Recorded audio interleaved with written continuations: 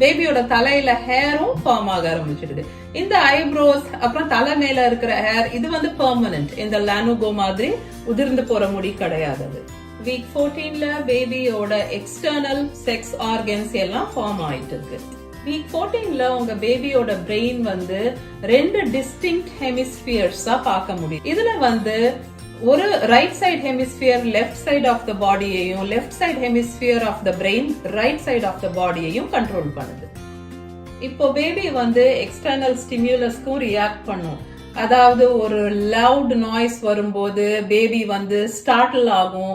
அந்த அப்படியே இப்படி பண்ணோம்ல, பயப்படுற மாதிரி, அந்த மாதிரி ஸ்டார்டில் ஆகுறது பார்க்க முடியும். அதே மாதிரி அது வந்து சில மூவ்மெண்ட்ஸ் நீங்க வந்து உங்க பெல்லிய ரப் பண்ணும்போது அதுக்கு ரியாக்ட் பண்ணும்.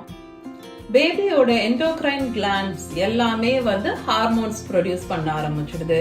தைராய்டு கிளாண்ட்ஸ் ஹார்மோன் ப்ரொடியூஸ் பண்ண